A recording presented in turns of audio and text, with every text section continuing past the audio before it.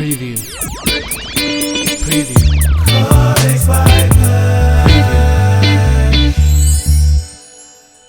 Hey everybody, this is Perch, and you've heard me say it a few times. I've said it on some videos, and I get this reaction like, no, nobody's doing this. No, nobody's actually saying this.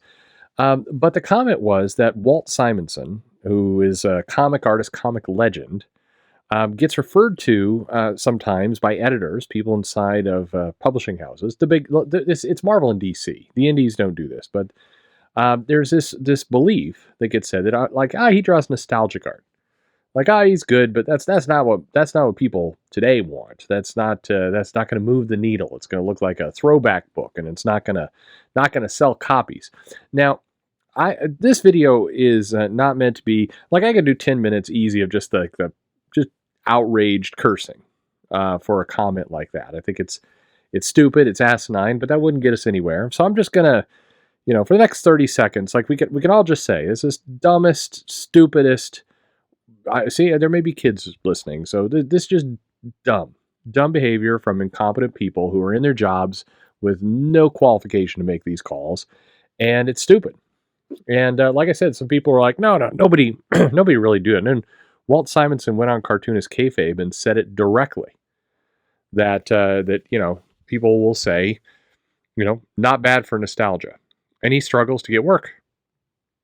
Again, we can all just take a moment of silence here for a moment to just kind of let that kind of sink in. And this is not, by the way, just Walt Simonson. Bob Layton gets the same treatment. Ron Lim has gotten the same treatment, even though, this month Ron Lim has a title out with also aging comic dinosaur Ron Mars, where their comic beat every title DC had in January but one. But yeah, who's counting such things? Sales. Who cares? This is the thing I wanted to talk about on this video, and I'll let you guys in the comments just let your heads explode over that comment. How did we get here? Yes, it's stupid, but how did this happen? Well, there's two prime reasons why this happened. And I can tell you just again, from experience, I've talked about people in the past who've made these comments, but let's take one of these editors, for example, Lana Smith, right? Here's an editor who was promoted at Marvel a few years ago, I think working at a Kinko's. So that's some job career. Walt Simonson was selling his, millionth copy. Well, more than that, actually, given the units he's done, getting his stuff in yet another omnibus. But Smith was working at Kinko's and making her way to Marvel. And, as assistant editor, and then has risen the ranks. But this belief that artists who are from the, earlier than the 90s, becomes this comic talking point that people like Smith and also other writers. Gleb, CEO of Halloween, on Twitter decided a good idea for well over a year was to call John Byrne's work ancient and dated and crappy, and made comments like, if I drew like John Byrne, DC would fire me. And it was an offensively stupid comment from a idiot who just can't respect the work that's come before him. That stand on the shoulders of giants thing, that's for losers, right? But I'll grant him, he may not be all wrong, because the people who are hiring him, the editors, they are looking at work like that, and they're making a decision to say, it's dated. It's dated, and we shouldn't have it. It's dated, and that's not the kind of content that's going to move the needle. Now, they're wrong, of course. Walt Simonson's Ragnarok, it was done as an indie comic, sold really, really well. If it had a Marvel or a DC label on it, it would have sold north of 50,000, outselling much of what the company was putting out. If Walt Simonson ever, for example, pitched like Wonder Woman for DC, you'd have to be a super big idiot not to take him up on that, right? But yet, this belief that if the art came before the 90s, because I've heard this same statement, as I said, certainly about John Byrne, you can see it, people making these comments about, that's dated, people really wouldn't buy it. You've seen it with, I mentioned, Bob Layton. Here's the crazy part. to take it one step further. That's a comment that's been thrown around lately for Todd McFarlane. Yeah, Todd McFarlane. It's a date. It's a nostalgic. It's a '90s. If you want that kind of '90s Todd McFarlane feel, then we kind of discourage artists from drawing like that because it has a dated '90s kind of feel. That dated '90s when comics were selling 10x what they're selling now. Just saying. This becomes, I've used this term before, tribal knowledge. And what tribal knowledge is this, it's basically when you take a new job and they're like, well, there's a lot of things you're going to have to learn. There's some industry specific information, there's some company specific information. There's some stuff that you'd only really know if you've worked here. That's kind of this industry knowledge. And the tribal knowledge, although that's probably an offensive term now, come to think of it as I'm speaking this out loud, is that that's the stuff that you really don't write down, but it's just, you just know it. You just kind of know it. And generally, that kind of stuff is garbage. That kind of information tends to be beliefs that the company had that are unvalidated. And if you really pushed at them, you really tried to actually put some data and some science behind it, it would collapse. Immediately, it would collapse. And that's where this nostalgic doesn't sell mode of thinking comes from. It's the same thing that says, hey, if we slap the words limited series on it, it won't sell very well.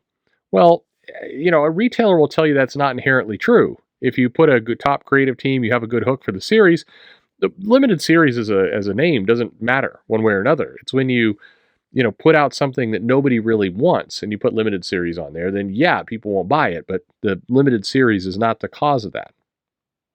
This idea that artists from about 95 back. And I mean, somebody needs to go tap old Jim Lee on the shoulder, because I guess it's good he did that Hush series. So he kind of reset the clock on him a little bit, but he's aging out. You got to watch out. Mark Silvestri had that deal to do some Batman work for DC. I don't know if that's dead now, but probably a good thing since old Mark Silvestri can't sell anything. He's too old. That nostalgic work sucks. I mean, again, people like Gary Frank's got to be looking over their shoulders. I mean, he's doing this Geiger thing with Jeff Johns. It's a good thing because I don't know where he's going to get work. Brian Hitch is another one. He's probably he's been around for a couple decades. He's screwed. Mark Buckingham, is he coming back for Fables? I think he is. How are they going to sell that nostalgic book? This idea that comic editors, and it is the editors, have, that circulates throughout comics, and then the publishers hire editors from other companies, like this incestuous pool of dummies. They have this deep felt belief, deep seated understanding of this industry that has no merit. It's how people like Bob Harris continue to get work. It becomes it becomes a little bit of a self-fulfilling prophecy. And that's kind of the problem with a lot of things that are tribal knowledge. They don't hire Walt Simonson because Walt Simonson can't possibly move books. And then 5 years go by and you're like, yeah, see, Walt Simonson wasn't on any hits. I mean, weird how that works, isn't it? I mean, you could say, Art Adams, there's a guy, he can do covers, but he can't really do interior work anymore. He just can't. He would never sell. The comic editing profession and the comic management profession, they make a lot of decisions that are boneheaded, stupid decisions. They double down on those, and then they use the fact that there isn't any evidence to the contrary to call themselves right. And that's how we get into a world where somebody says, Walt Simonson can't move comics.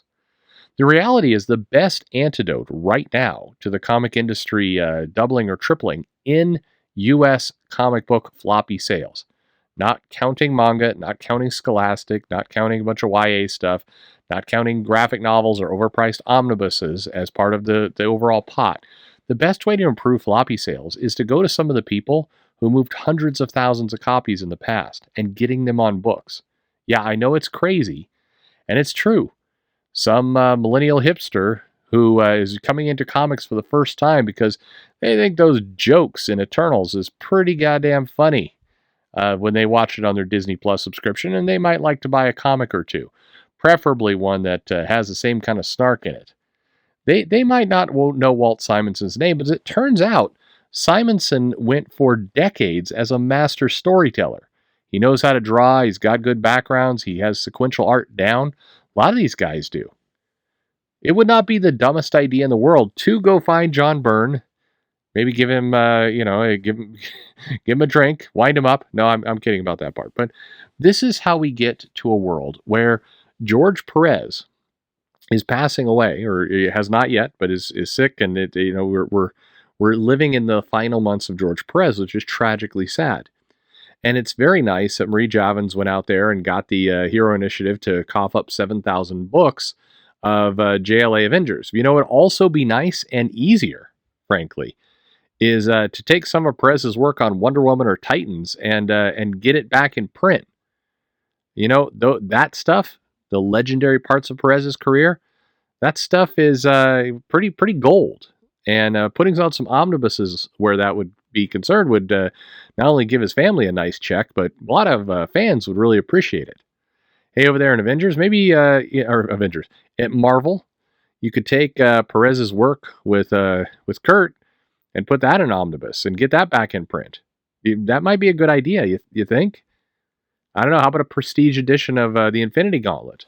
Another book that's become kind of hard to find in a lot of cases in a nice format.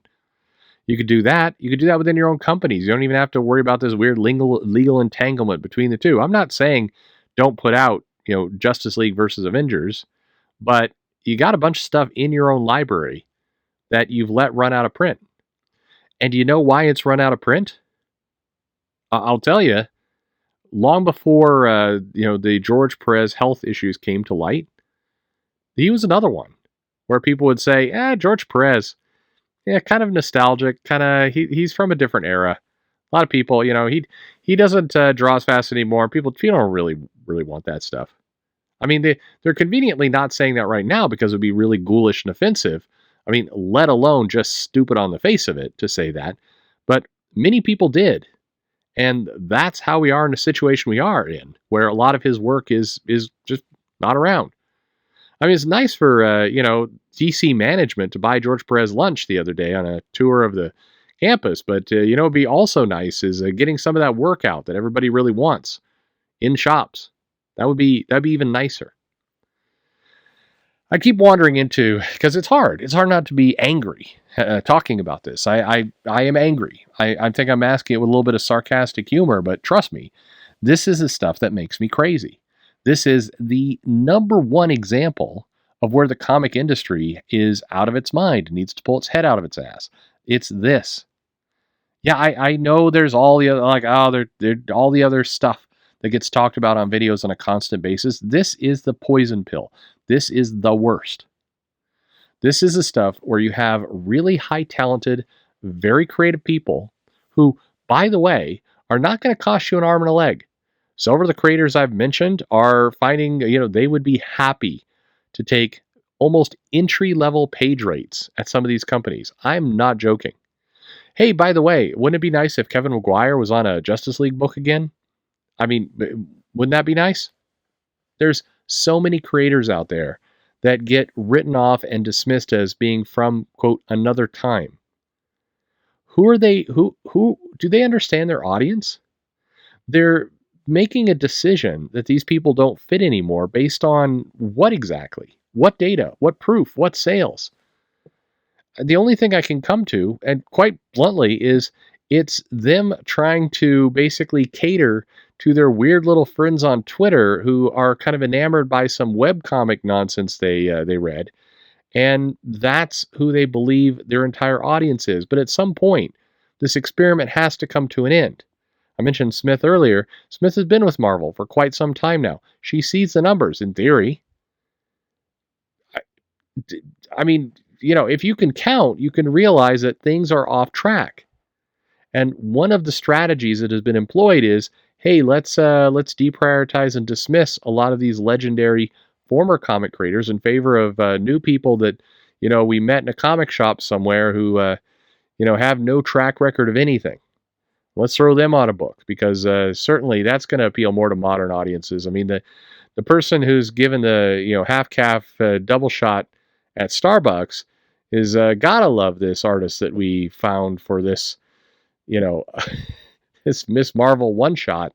That's definitely going to resonate with today's readers far more than anything from Perez or Simonson or Silvestri or Byrne. Those guys are all crazy. So as much as I definitely took the piss out of Gleb for his comments about Byrne, I do have to admit, yeah, he's probably right. If he started drawing like this legend who sold millions of comics, somebody in management probably would stop hiring him, and that sucks. This is the belief that goes around. Hey, it's old, therefore we have to move forward. We have to do something new. The problem is the something new isn't hitting. It is not hitting. We can all kid ourselves all we want about Heidi MacDonald writing articles about how amazing the comic industry is, but we all know the truth. If you peel back the numbers even just a little bit, you see the average mean on a lot of these titles are down. And you also see, by the way, that the things that are selling incredibly well, there's two reasons for it. Number one, there's a variant scheme in play, and so you're getting an artificially high number. Or, number two, have you guessed what number two is? Yeah? It's a superstar artist on there that everybody cares about. Shocking! The proof point, and I keep coming back to it because it's an important one. And I know a lot of people are like, I don't like Ron Mars because of Twitter stuff. However, when Ron Mars and Ron Lim, a creative team from the 80s and 90s, I'm going too far into these, the 90s, they had this Silver Surfer book in the 90s. They put out a comic in 2022, and it outsells all but one DC title. Some people have misstated this. I said it outsold everything but Batman, and they're like, "Well, that's no big deal because 95% of DC's books are Batman." I'm like, no, you misunderstood. Just Batman, the one Batman book titled Batman. That's the only thing that outsold Ron Mars and Ron Lim on Silver Surfer. And again, regardless of what you think of those people, if that's not a wake-up call, I don't know what is. Jed McKay's on Moon Knight. It's also outselling all these. It got beat by Batman. The one Batman title, that's it. It also is selling really well. Hey, but you say, Jed McKay's a more recent writer. This doesn't prove your point. Well, sort of, though. Look at how Jed McKay writes. Look at the style. Shockingly, his books would fit right in mid-80s or mid-90s.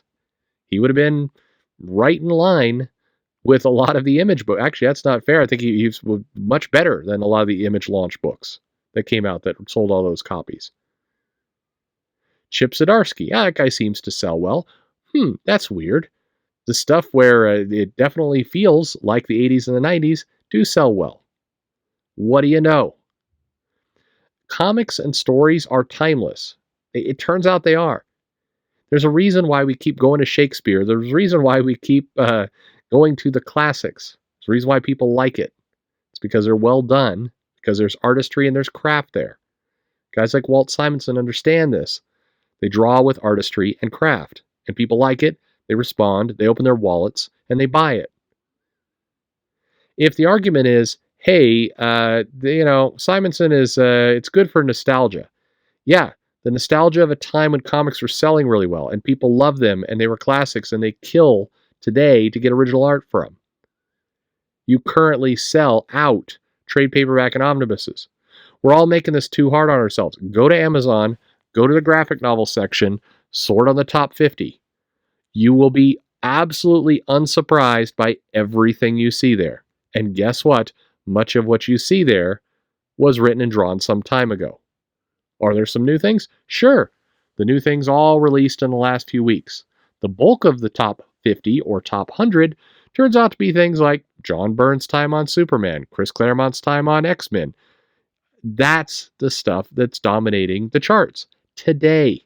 Not all time, now. That's what people are putting their money down on. So if you're working for one of these big two companies, and come on, time for you to admit you're not the big two either. That classification belongs to Scholastic and Viz. If you work for Marvel or you work for DC, it's time to pull out your head out of your ass and start bringing in these legends and giving them some respect. Because, yeah, when you say we stand on the shoulders of giants, that phrase does not mean we kick them down into the mud while we're standing on the shoulder eating our eating our crap. God, it just makes me insane. It's a dumb thing. It's a dumb view. It's just dumb, and it is painful to listen to Walt say this out loud. He knows it. He's been told it. How sad is that? He knows he's great at what he does. He knows he sells, and yet, here we are putting in just.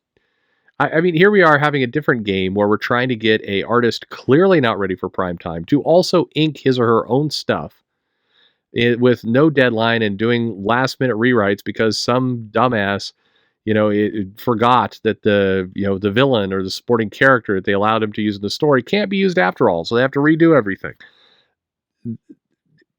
At some point, we have to turn around and say, you know what? You guys are incompetent. You don't know what you're doing, and you got to get out of there. You got to get out. No, I know some of you go here as well. No, it's not because you got some woke agenda or any of that other stuff. You're just baseline dumb. You're just dumb. I don't care who you voted for. You're incompetent. Anyone who says, don't put Walt Simonson on a book. He's that's nostalgia. Won't really work with today's readers. If those words are coming out of your mouth, I don't care whether you voted for Biden, Trump, support Canadian truckers, or want them gassed. You're an idiot.